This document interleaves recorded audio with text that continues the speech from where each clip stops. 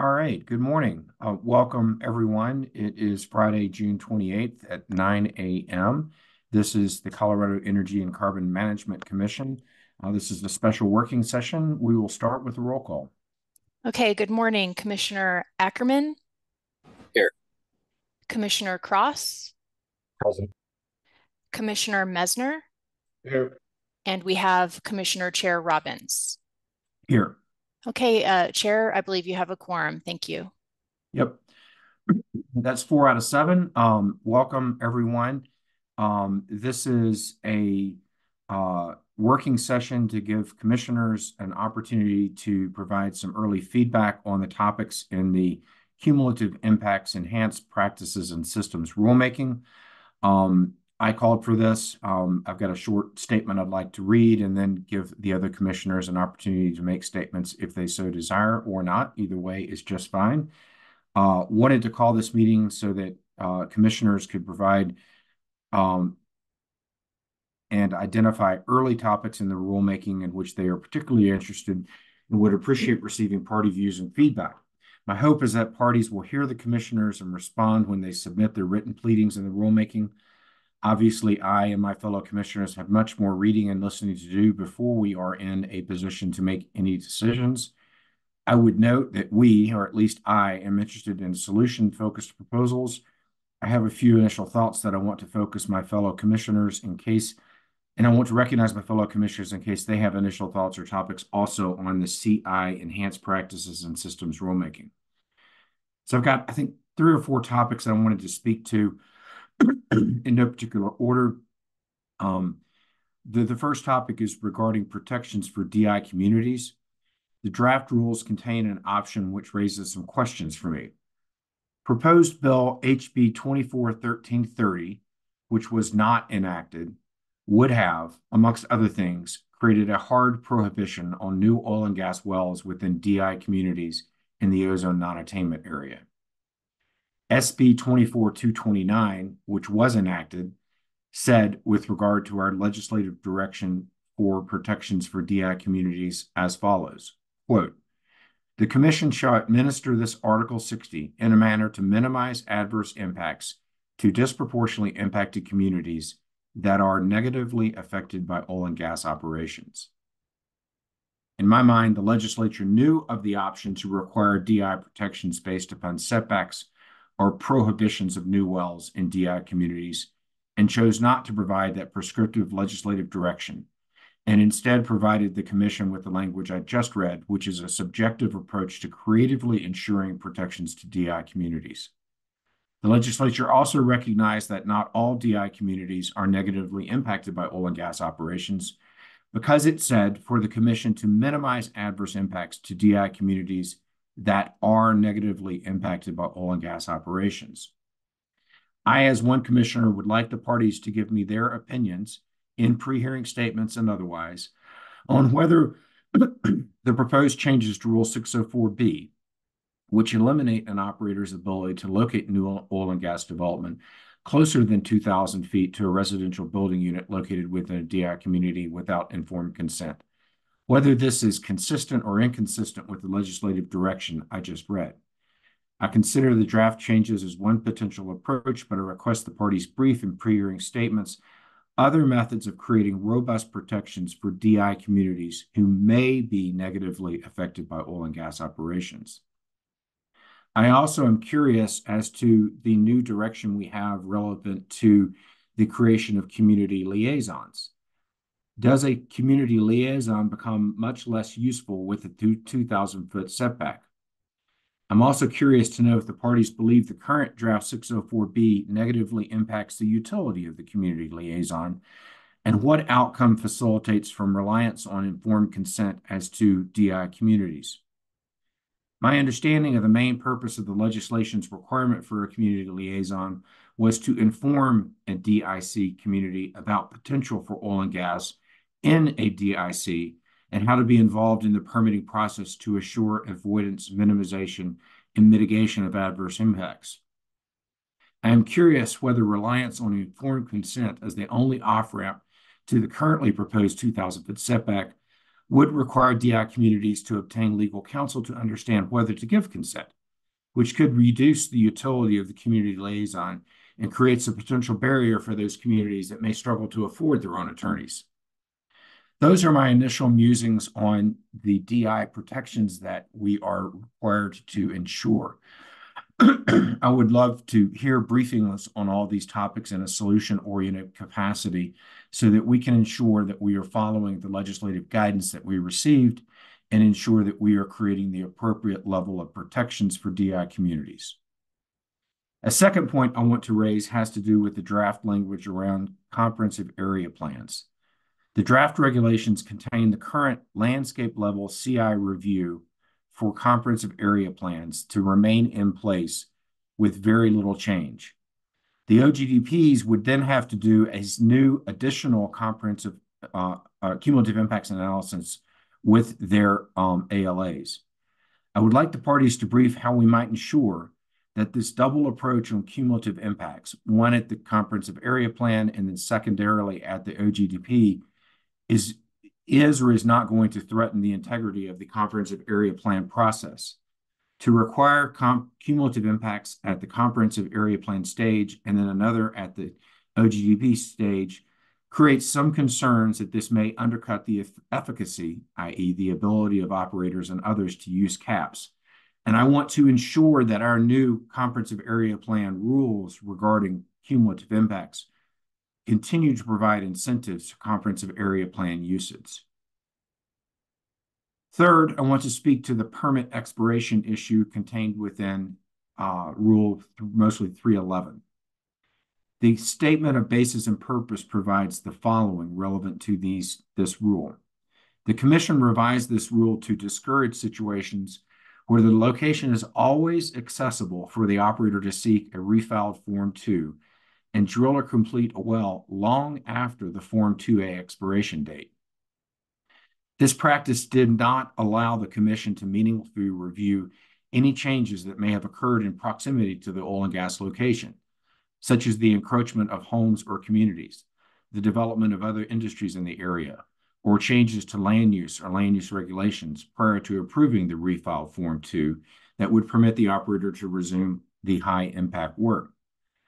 This requirement is, again, to ensure that cumulative impacts analysis are relevant in time to any proposed activity on location. This regular engagement between the operator and Commission also encourages consistent and efficient activity. I am interested in hearing from parties on permit expirations. ECMC must respond to situations where conditions surrounding a proposed location and therefore the potential impacts change in time between the grant of the permit and the actual construction of permitted facilities. The draft rules propose one solution, but I am open and would welcome any other proposed positive solutions from parties about this issue.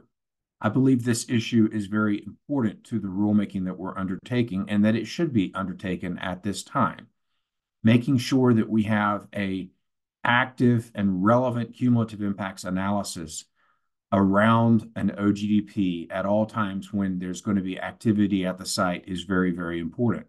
So I asked the parties to brief this issue. I also understand that certain parties may want to tackle this issue by using lawyers to make legal arguments that this option is not legally viable. You can do that, but that does not advance the goal of a solution-oriented rulemaking. Finally, and just sort of collectively, I request the parties in their written briefings to approach cumulative impacts analysis from a holistic approach. That is, as we create a rule set governing OGDPs and under a cumulative impact lens, we should create a regulatory arena that allows the operator, staff, stakeholders, and ultimately the Commission to look holistically at a proposed OGDP. I believe that was part and parcel of the intent of the rules. I believe we can probably do better with a holistic approach, and I ask the parties to think about that in their pre-hearing statements. Those are my initial thoughts. Those are only initial thoughts.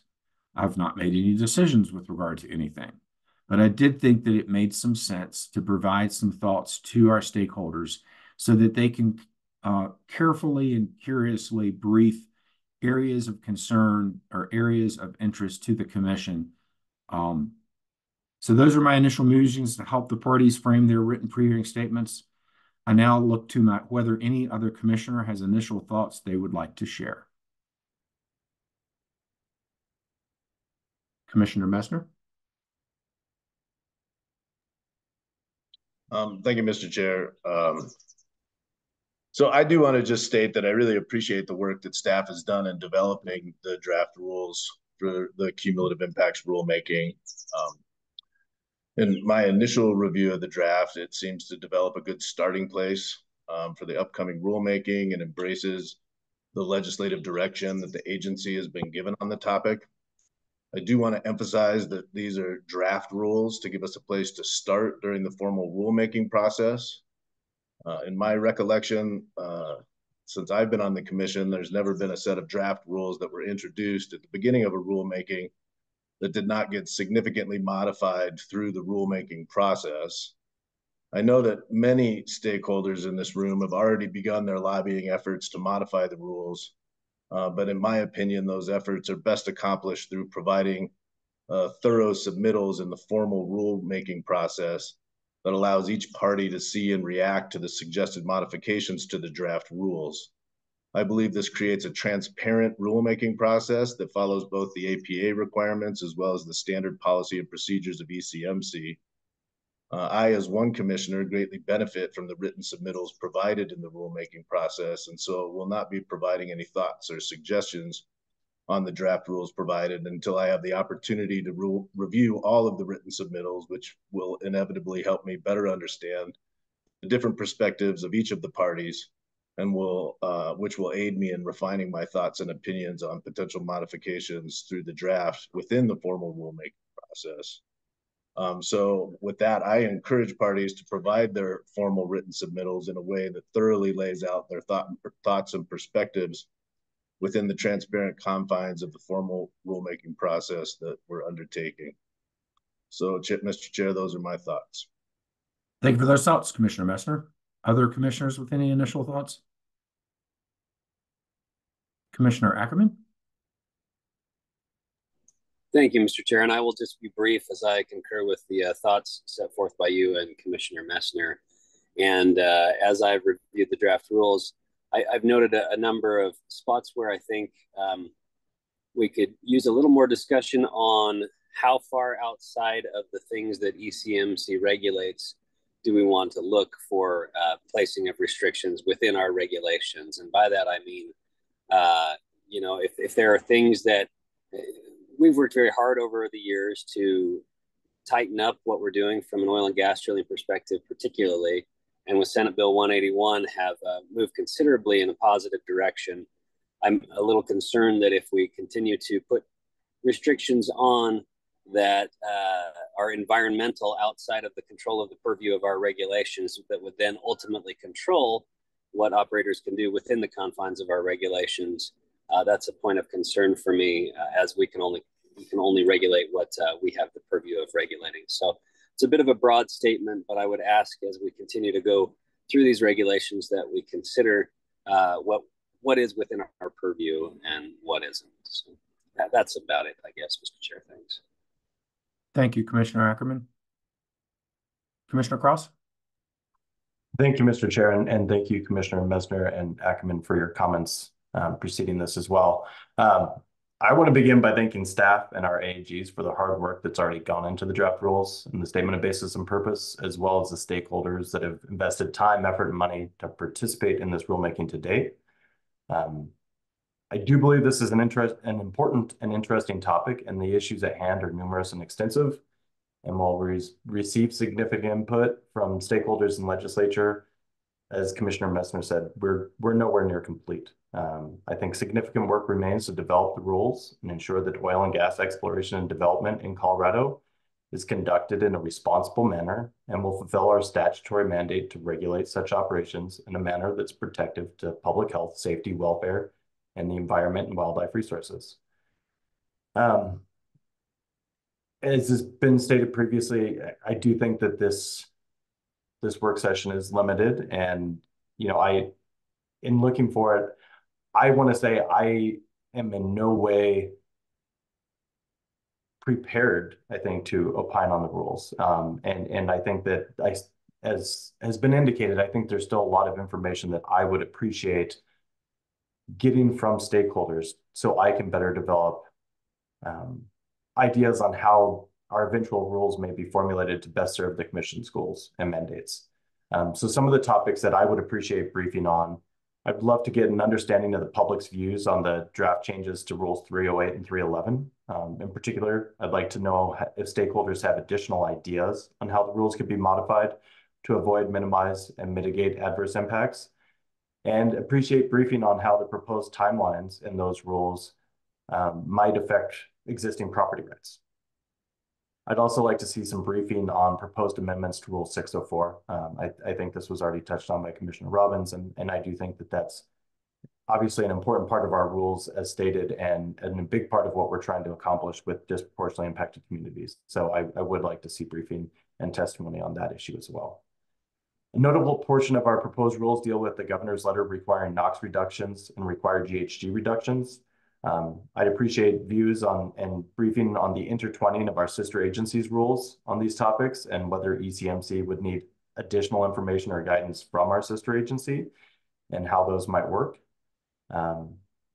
Similarly, I think I'd appreciate briefing on how new BMPs that may be brought in will work within the existing purview of regulations, such as Regulation 7, to make sure that anything that we propose does not go beyond our statutory authority and works with existing regulations at other agencies. I think in a more 50,000 foot level, I would appreciate some understanding of what stakeholders believe new permitting process with these changes would look like. And specifically, what are the potential impacts to staff and the work and resources needed to accomplish this process?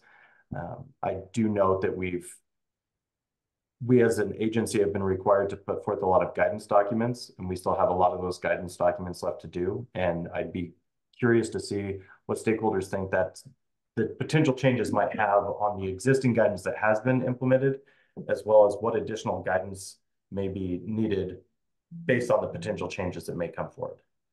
And finally, I agree with what Commissioner Ackerman said. I think one of the things that has interested me since the beginning of us looking at cumulative impacts is some of the procedural nature of things. And by that, I mean, unlike NEPA, we don't have a procedural mandate. We have a substantive mandate at ECMC.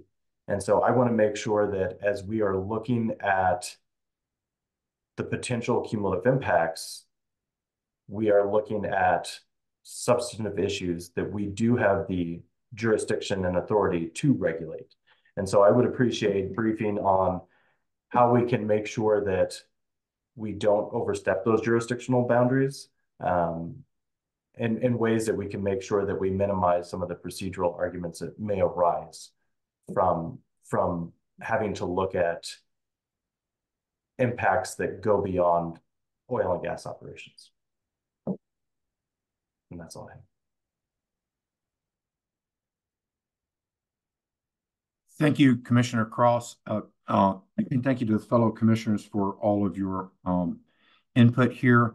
We're hopeful that this is helpful to the parties, that it can help frame the scope of pre-hearing statements, which I believe is the next step within this.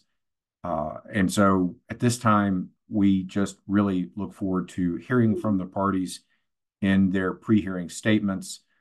Hearings Officer Jacobs, is there a date determined for pre-hearing statements, or are we still awaiting a hearing officer order on that? You're muted again.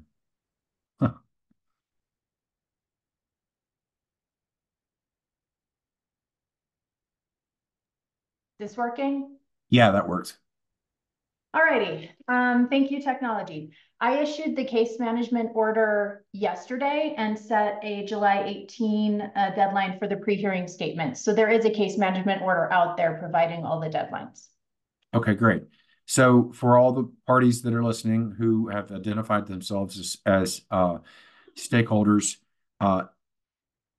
be advised that the first pre-hearing statement is due on July 18th, and commissioners will look forward to receiving that and reading through the information that is provided to us in that manner.